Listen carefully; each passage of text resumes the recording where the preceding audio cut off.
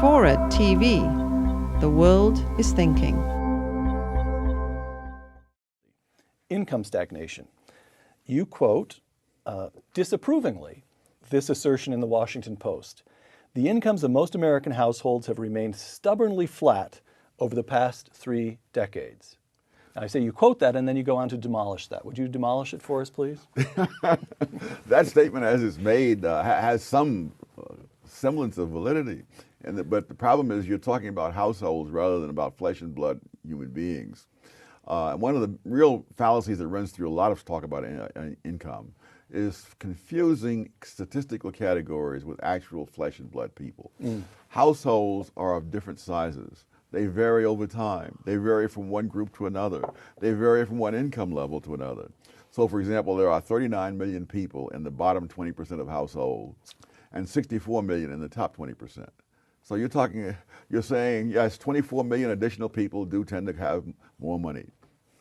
The household thing is really a tip-off, I think. Whenever I see somebody quoting household income, he's trying to make things look bad. You know, It's as simple as that. All right. yes. All right. There's a rule of life. Yes. For example, over a period of about 30 years, the household income rose by only 6%. Over those same years, per capita income rose by 51%.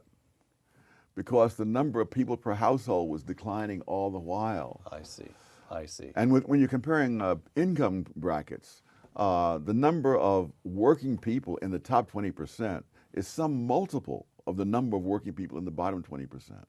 I see. So this notion that society is a layer cake divided into quintiles is it's even quintiles is just wrong. You can do it by category, but that's not doing it by people. Right. Okay. Executive pay.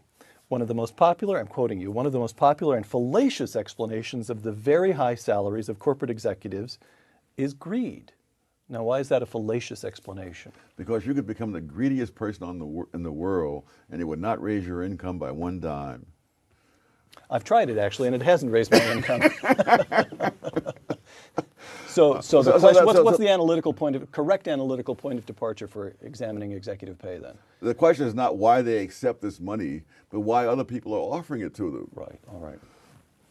And that's a matter of competition. Now, some people argue, see, that you have these various boards on the corporation who are very generous in handing out the stockholders' money to the executives, and that's why they get these high salaries. Right. Now, if you wanted to actually test that against anything, you would say, all right, there are some corporations which are not owned by thousands of stockholders, owned by 2 or 3 huge financial companies. Which have highly paid analysts to monitor exactly what's going on. Yes. All right. That's where the corporate CEOs get the highest pay of all.